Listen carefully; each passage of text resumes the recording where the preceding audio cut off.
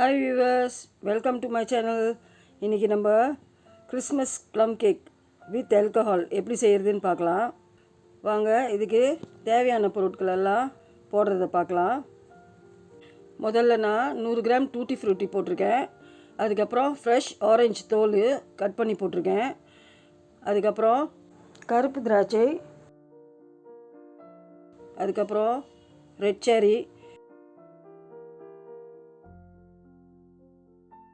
அதுக்கப்புறம் grapes, brandy 150 ml இதில் ஊற்றி வச்சுருக்கேன். இப்போ நம்ம இது எல்லாத்தையும் நல்லா கிளறி விட்டு இதை இது போல் கவர் பண்ணி அப்படியே மேரினேட் பண்ணிவிடுவோம்.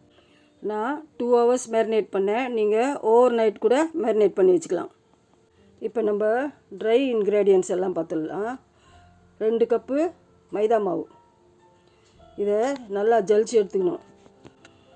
இது கூடவே பேக்கிங் பவுடர் 1 டீஸ்பூன், அதுக்கப்புறம் baking soda 1/2 teaspoon, 2 teaspoon cocoa powder, 1 பிஞ்சு சால்ட்டு. இது எல்லாத்தையும் இது போல் நல்லா ஜலிச்சு எடுத்துக்கோங்க. 1 கப்பு நாட்டு சர்க்கரை எடுத்துருக்கேன்.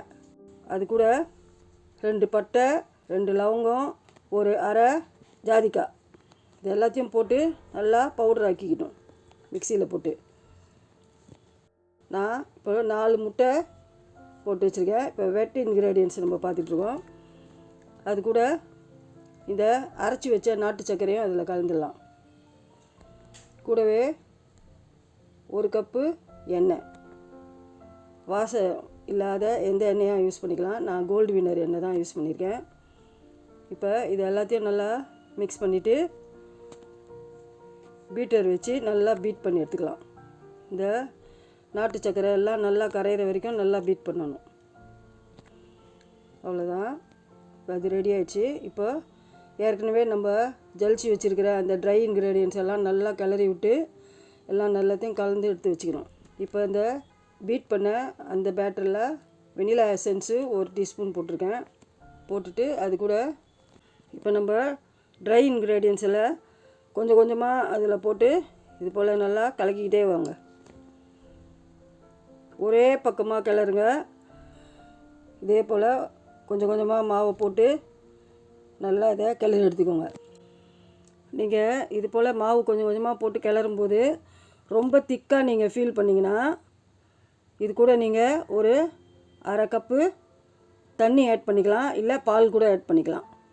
நல்லா இது போல் கிளறி விட்டு இந்த கன்சிஸ்டன்சியில் வரணும். பாருங்கள், இது போல் நல்லா ஸ்மூத்தாக இருக்கணும். இதுதான் கேக் பேட்டரு.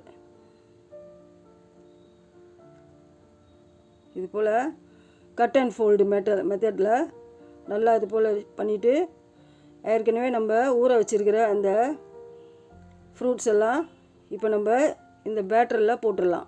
பாருங்கள், நல்லா ஃப்ரூட்ஸ் எல்லாம் நல்லா ஊறி இருக்குது ஆல்கஹாலில்.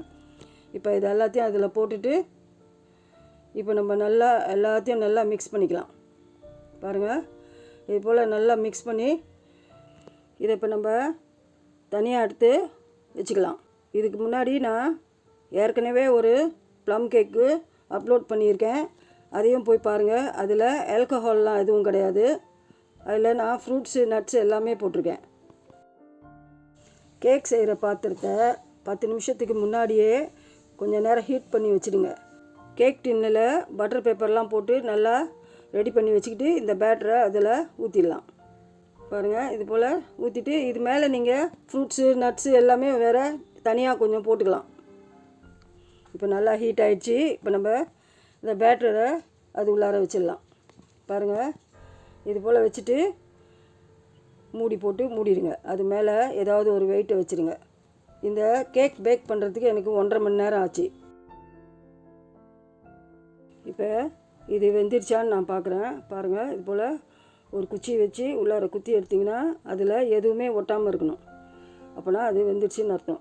இப்போ நம்ம பேக்கிங் டின்லேருந்து கேக்கை வெளியில் எடுத்துடலாம்.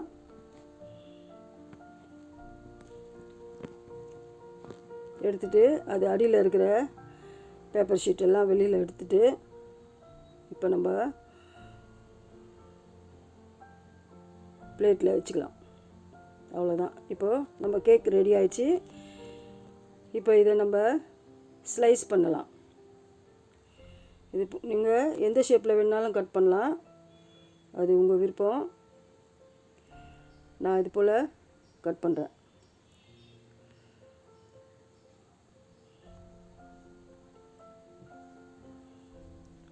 பாருங்கள் கேக் எவ்வளோ நல்லா வந்திருக்குன்னு. இப்போ நம்ம இதை சர்விங் ட்ரேக்கு மாற்றிக்கலாம். கிறிஸ்மஸுக்காக இந்த ப்ளம் கேக் நான் செஞ்சுருக்கேன். நீங்களும் இதை ட்ரை பண்ணிவிட்டு என்ஜாய் பண்ணுங்கள். See you on my next video. Bye bye.